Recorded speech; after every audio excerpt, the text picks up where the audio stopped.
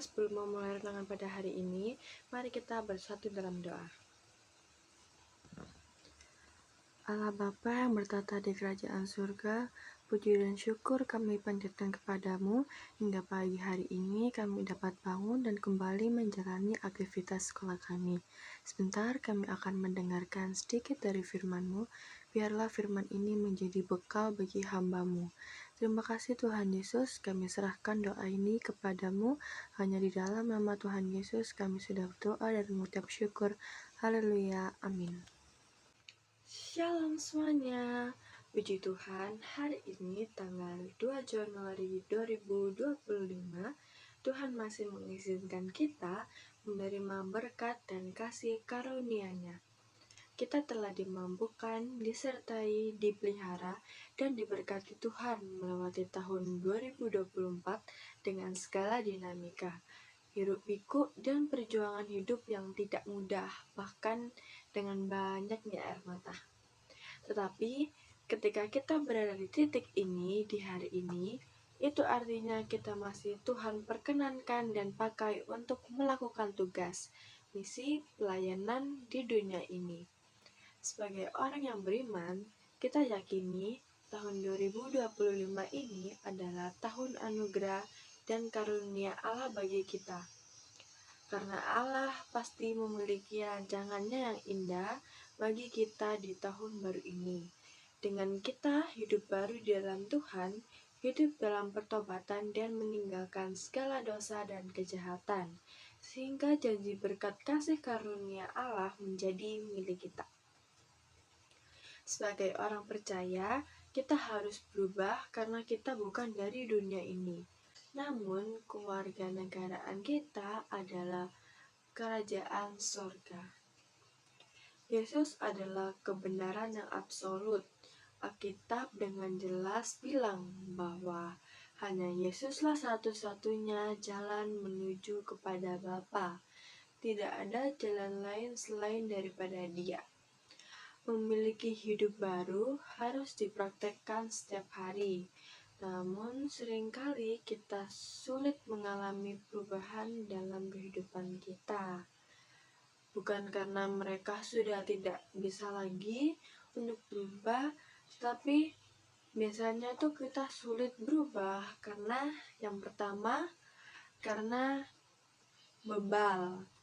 Setiap orang yang ingin berubah harus siap terima teguran dan nasihat, karena dengan menerima kebenaran tersebut, maka manusia baru bisa dimerdekakan untuk mengalami perubahan. Yang kedua, karena sudah nyaman dengan dosa. Nah, kasih karunia menyelamatkan manusia dari dosa, bukan untuk bebas berbuat dosa. Pertobatan bukan hanya dari apa, namun juga kepada siapa. Yang ketiga, karena takut kepada yang kelihatan. Sebenarnya manusia sudah tahu jawaban yang sebenarnya dari persoalan yang dihadapi. Namun, seringkali manusia takut mengambil keputusan untuk berubah dari kondisi tersebut. Yang keempat, karena berubah itu sakit. Berubahlah sebelum menunda dan mengalami rasa sakit terlebih dahulu, baru kemudian mengalami perubahan yang juga sakit. Kepercayaan yang benar akan memimpin setiap kita kepada kehidupan yang benar. Mengalami perubahan memerlukan kepercayaan kepada Kristus yang sungguh-sungguh bisa memerdekakan setiap kehidupan kita atau setiap diri kita. Seperti yang dikatakan Galatia 5 ayat yang pertama, supaya kita sungguh-sungguh merdeka, Kristus telah memerdekakan kita. Karena itu, berdirilah teguh dan jangan mau lagi dikenakan kuk perhambaan. Bagi setiap orang yang sudah merasakan kasih Tuhan, tidak akan tahan untuk tidak menyembah Dia dan bersaksi tentang Dia. Perkatakanlah firman Tuhan dalam kehidupan sebagai bentuk kesaksian dan hidupilah firman Tuhan itu. Firman Tuhan itu menyadarkan, namun tidak hanya berhenti sampai di situ saja. Dengan kesadaran itu, maka setiap kita harus mengambil tindakan untuk bertobat, yaitu mengalami perubahan. Tidak ada jalan lain menuju kepada perubahan selain daripada Yesus Kristus. Datanglah kepadanya dan rasakanlah kasih-Nya yang melimpah atas setiap kita. Yang terakhir, kita buka ayat Alkitab kita, yaitu Kisah Para Rasul 3 ayat yang ke-19.